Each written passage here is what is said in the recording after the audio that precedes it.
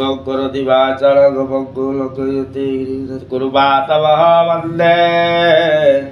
परमानंद माधव। आज आम पढ़ा पंचदश अध्याय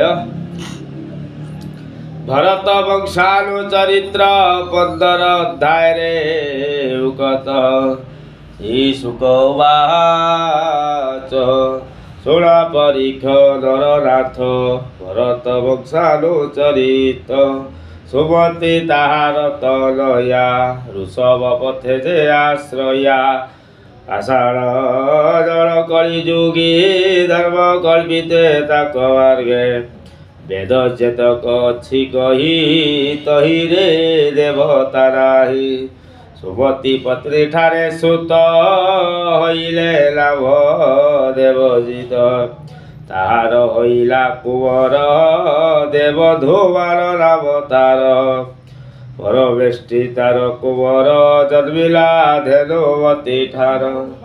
सूचनार पत्री तार जन्मिला पहिल कुंवर ए आत्मा विद्या व्याख्या करी भजिला प्रभु नरहरि ताहार प्रतिहता राम तनय हईला जलभ प्रतिहतार जे कुंवर वेदी हईले दुर्पवर भूमान जे कुंवर हईले स्तुति ठारे तार ताहाक तही मन देही परम भक्ति भाव होई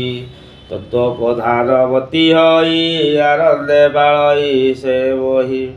ताहार गुण बही तले गायन करती सकले गयर समझ संसार रे यज्ञादि कर्म करिवारे जाहार भक्ति भाव करे बस हईले नरहरि जाहाकू दक्ष कन्या जाक संतोषे कले अभिषेक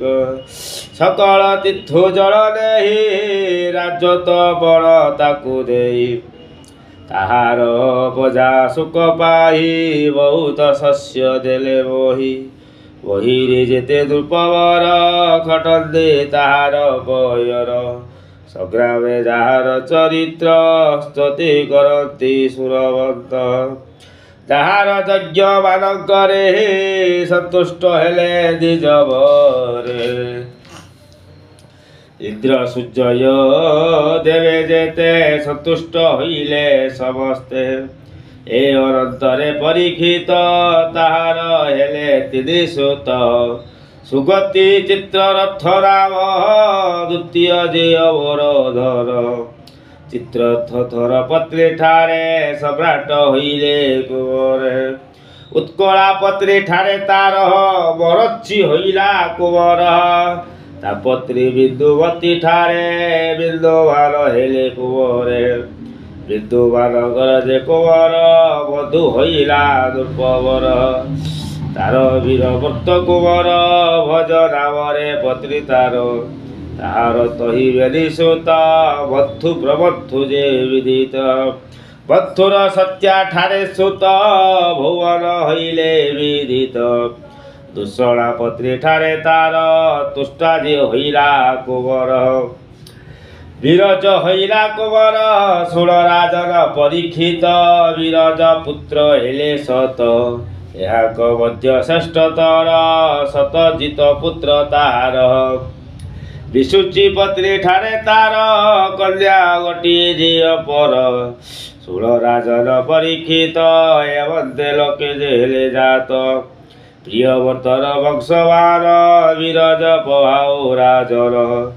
विष्णु प्रभाव देव जल्ले सवित हईले तेसरे प्रियवर्तर वंशगण सुजने सावधाने शुण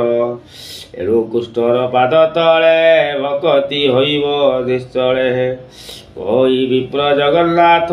कुष्ठ चरित्र भागवत इति श्रीमद्भागवते महापुराणे परम संहितायां पंचम स्कन्धे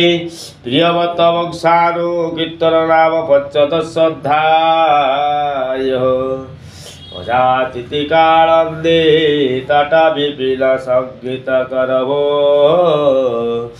उदाभिरीरारी वदन कमला स्वधवधूप ରବା ଶମ୍ଭୁ ବ୍ରହ୍ମା ସୁରପତି ଗଣେଶାଚିତ ପଦ ଜଗନ୍ନାଥ ସ୍ୱାମୀ ରୟଲ ପଥଗାମୀ ଭବ ତୁମେ ତୁମେବ ମାତା চ পিতা ତୁମେବ ତୁମେବ ବନ୍ଧୁ চ ସଖା ତୁମେବ ତୁମେବ ବିଦ୍ୟା ଦ୍ରବିଣଂ ତୁମେବ ତୁମେବ ସର୍ବଂ ମମ ଦେବ ଦେବ। ତାଙ୍କ ମାନେ ଜୟ ଜଗନ୍ନାଥ। ଆଜି ହେଲା ସଂକ୍ରାନ୍ତି। ଆପଣମାନେ ଘରେ ନିହାତି ସଂକ୍ରାନ୍ତି ଅମାବାସ୍ୟା ପୂର୍ଣ୍ଣିମା ଦିନେ ନିହାତି ଭାଗବତ ଘରେ ପଢ଼ନ୍ତୁ। ଘରେ ଧନ୍ୟ ଧାନ୍ୟର ଅଭାବ ରହିବ ନାହିଁ। ପରିବାର ମଙ୍ଗଳ ହଉ। ପ୍ରଭୁ ଆପଣ ଆଜି ଭାଗବତଟି ଶୁଣନ୍ତୁ ମନ ଦେଇକି। ଜୟ ଜଗନ୍ନାଥ।